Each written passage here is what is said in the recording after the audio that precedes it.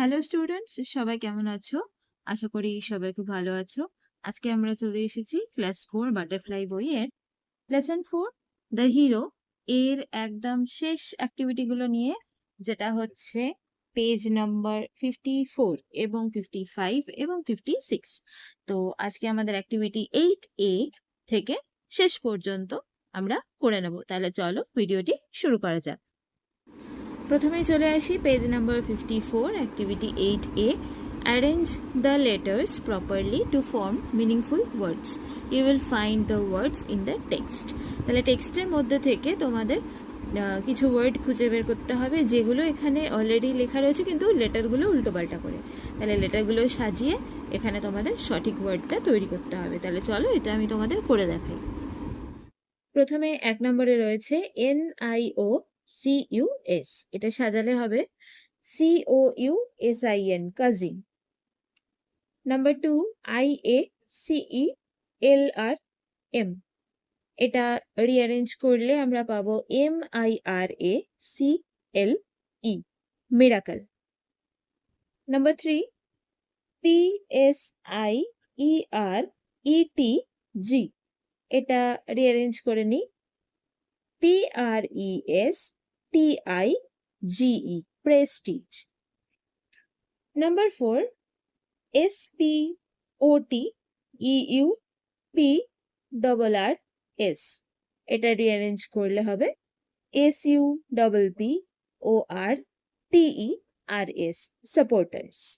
Page 55, activity 8B।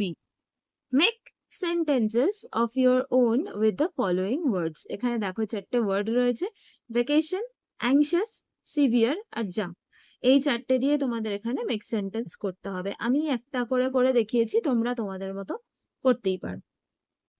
Vacation, এটা দিয়ে make sentence এরকম আমরা লিখতে পারি, they went on a family vacation to the mountains, অর্থাৎ তারা ফ্যামিলি ভ্যাকেশনে পাহাড়ে গিয়েছিল। নাম্বার 2 আছে অ্যাংশিয়াস, এটা দিয়ে আমরা করতে পারি he is anxious about the meeting, এই মিটিংটার ব্যাপারে সে anxious.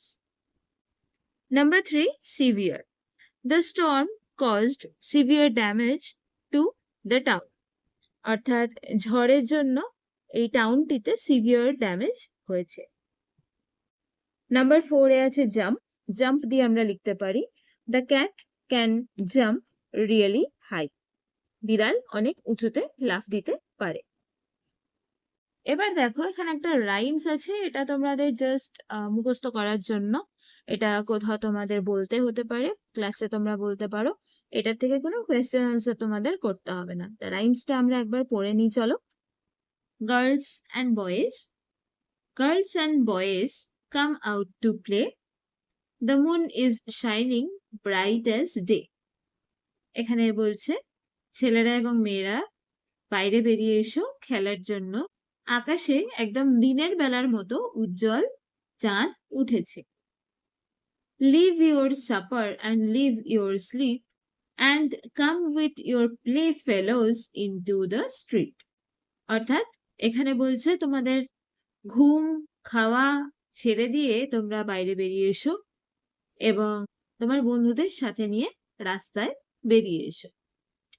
Come with a hoop and come with a call, come with a goodwill or come not at all, অর্থাৎ come with a hoop অর্থাৎ আনন্দের চিৎকার, উল্লাস ধ্বনি, আর come with a call মানে সবাইকে ডাকো, ডাকতে ডাকতে উল্লাস ধ্বনি করতে করতে তোমরা বেরিয়ে এসো, এবং বেরিয়ে এসো একটা সৎ ইচ্ছে নিয়ে, অথবা এসোই না।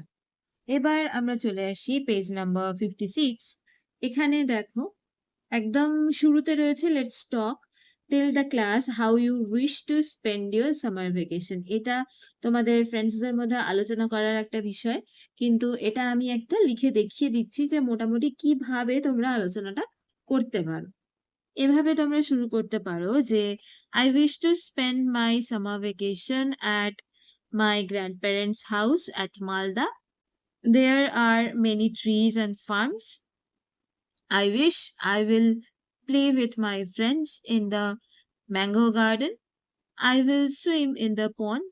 I wish to enjoy many fresh and juicy fruits and some great recipes by my grandmother. I will draw nice pictures of the village. এরম ভাবে তোমরা বন্ধুদের সাথে আলোচনা করতে পারো। Now activity 9A বলেছে write 4 sentences on how you celebrate India's Independence Day at your school. Use the following hints. নিচে কিছু hints দেওয়া রয়েছে, সেটা হচ্ছে involvement of the teachers and students, মানে এই সেলিব্রেশনে টিচার্স আর স্টুডেন্টসদের কি কি ইনভলভমেন্ট থাকে, তারা কি কি করে। অ্যাক্টিভিটিস পারফর্ম, কি কি স্পেশাল অ্যাক্টিভিটি করা হয়, ডান্স বা ড্রামা বা রিসাইটেশন কি করা হয়। অ্যান্ড ইউর ফিলিংস, তুমি কি রকম ফিল করো এই দিনটাতে, তুমি কিছু স্পেশাল কি ফিল করো, সেটা কিরকম। তাহলে 4 সেন্টেন্স এখানে বলেছে, কিন্তু আমি আর একটা দুটো বেশি তোমাদের লিখে দেখিয়ে দিচ্ছি। তো এটাকে আমরা এরম ভাবে লিখতে পারি, every year we celebrate our Independence Day on 15th August. I go to the school in the morning to attend the flag hoisting ceremony. We sing our national anthem together. Then our teachers tell us about the importance of the day.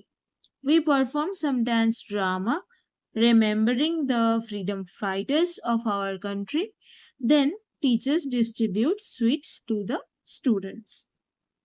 এবার আসি আমরা activity 9B. Right 4 sentences on your favourite game, use the following hints. তোমার পছন্দের খেলা, প্রিয় খেলা কি সেই বিষয়ে লিখতে হবে।